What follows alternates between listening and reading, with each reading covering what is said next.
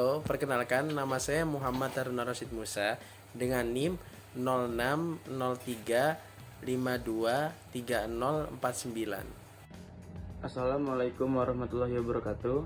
Nama saya Muhammad Munif Mahardika dengan NIM 0603523 Halo, nama saya Rian Ramadan dengan NIM 0603523071. Assalamualaikum warahmatullahi wabarakatuh. Nama saya Muhammad Umi Fatoni dengan NIM 0603523052. Filsafat Islam. Filsafat Islam merupakan suatu kajian sistematis terhadap kehidupan, alam semesta, etika, moralitas, pengetahuan, pemikiran, dan gagasan politik yang dilakukan dalam peradaban umat muslim yang berhubungan dengan ajaran-ajaran Islam. Al-Balkhi. Abu Zaid Al-Balkhi adalah seorang ilmuwan muslim yang lahir di Balkh, Khurasan, yang sekarang Afghanistan.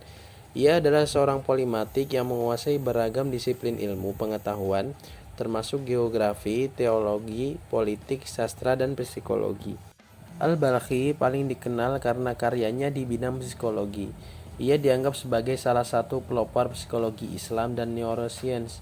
Dalam bukunya yang berjudul Kitab Ma'rifat An-Nafs, The Book on the Knowledge of the Soul, Al-Balkhi membahas berbagai topik terkait dengan jiwa, seperti sifat-sifat jiwa, fungsi-fungsi jiwa, dan gangguan jiwa. Al-Balkhi juga merupakan salah satu ilmuwan muslim pertama yang membedakan antara sakit saraf, neurosis, dan sakit jiwa, psikosis.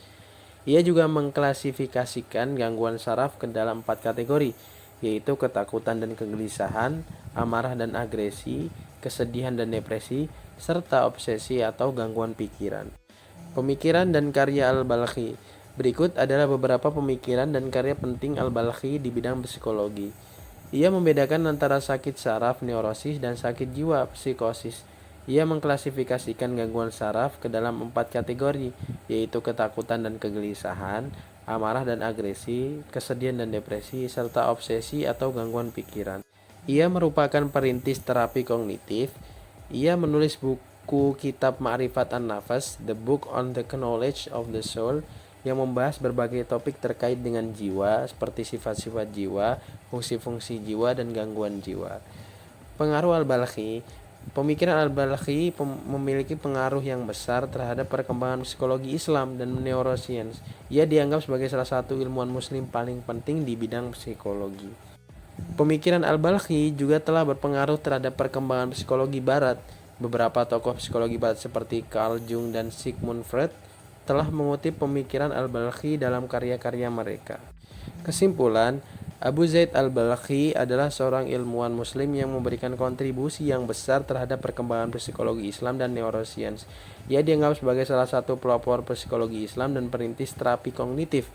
Pemikirannya telah berpengaruh terhadap perkembangan psikologi Islam dan psikologi barat. Ibnu Sina. Tokoh ini bernama lengkap Abu Ali Al-Husain bin Abdullah bin Al-Hasan bin Ali bin Sina Al-Balkhi Al-Bukhari 980-1037. Ibnu Sina merupakan filosof muslim penting yang membangun teori kenabian dengan risalahnya Isbatal Nubuwat. Dia menandai puncak falsafah Islam dengan pemikirannya tentang falsafah paripatik yang dikenal sebagai Masyaih, yaitu filsafat sinkretis sintetis dari ajaran-ajaran wahyu Islam, Aristotelianisme, dan Neoplatonisme. Pemikiran dan falsafah Ibnu Sina, objek kajian falsafah atau hikmah, menurut Ibnu Sina terbagi menjadi 2 bagian. Yang pertama, hikmah nazariyah, ilmu teoritis, adalah bertujuan untuk membersihkan jiwa melalui ma'rifat, yang termasuk ilmu ini adalah membahas masalah-masalah metafisika atau ketuhanan, riyadiyah, matematika, dan takbiyah, fisika. Kedua, hikmah amaliyah, ilmu-ilmu praktis, yang termasuk bagian dari ilmu-ilmu praktis adalah etika khulukiyah, mengatur pergaulan keluarga dalam rumah tangga, ekonomi, tadbir al-manzil, mengatur pergaulan umat dalam negara, tadbir al-Madinah, dan kenabian. Karya Ibnu Sina sangat banyak dan kelengkapan risalahnya jauh melampaui risalah manapun yang pernah dihasilkan pengarang-pengarang filsafat pertama, seperti Al-Kindi dan Al-Razi. Georges C. Anawati, seorang sarjana Dominikan, telah menyusun daftar kitab-kitab Ibnu Sina dari 276 tulisan dalam bentuk buku maupun manuskrip. Di antara buku-bukunya yang terkenal adalah yang pertama, Kitab Asy-Syifa, 2. Kitab Al-Najat, 3. Kitab Al-Kanun fi Al-Tib atau Canon of Medis, yang keempat, Kitab Al-Isyarat wa Al-Tanbihat. Abu Hamid Al-Ghazali merupakan sastrawan sekaligus pemikir Muslim yang memberikan kontribusi besar dalam keilmuan Islam. Ia lahir di Tusi atau yang sekarang dekat dengan Meshed, yakni salah satu daerah di Iran pada tahun 450 Hijriah. Di tempat ini pula ia wafat dan dikuburkan pada tahun 505 Hijriah dalam usia yang relatif belum terlalu tua, yaitu 55 tahun. Pemikiran Al-Ghazali. Pemikiran filsafat Al-Ghazali dapat dibagi tiga, yaitu metafisika, yang berarti mempergunakan akal semata-mata dalam soal ketuhanan adalah seperti mempergunakan alat yang tidak mencukupi kebutuhan. Yang kedua, iradat Tuhan, yang berarti mengenai kejadian alam dan dunia. Al-Ghazali berpendapat bahwa dunia itu berasal dari iradat Tuhan, yaitu kehendak Tuhan semata-mata.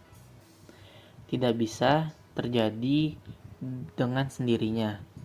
Iradat Tuhan itulah yang diartikan penciptaan. Yang ketiga adalah etika, yang berarti mengenai filsafat etika. Al-Ghazali secara sekaligus dapat kita lihat pada teori tasawufnya. Maksudnya adalah agar manusia sejauh kesanggupannya meniru perangai dan sifat-sifat ketuhanan seperti pengasih, pemaaf, dan sifat-sifat yang disukai Tuhan, jujur, sabar, ikhlas, dan sebagainya. Karya-karya Al-Ghazali. Yang pertama ada Ihya Ulumuddin, yang kedua ada Al-Munqiz min Al-Dahlal, yang ketiga ada Minhajul Abidin, yang keempat ada Mizan ul Amal, yang kelima ada Kimia Usda'ah, yang keenam ada Kitabul Araba'ain, yang ketujuh ada At-Tibrul Masbuk fi Nasihat Al-Muluk, yang kedelapan ada Al-Mustafa fil Ushul, yang kesembilan ada Miskat ul Anwar, yang kesepuluh ada Ayyuhal Walad, yang ke-11 ada Al-Adab fi Diyan, yang ke-12 yaitu Ar-Risalah Al-Laduniyah. Al-Kindi dikenal sebagai filsuf pertama yang lahir di kalangan Islam. Semasa hidupnya, selain bisa berbahasa Arab, ia mahir berbahasa Yunani.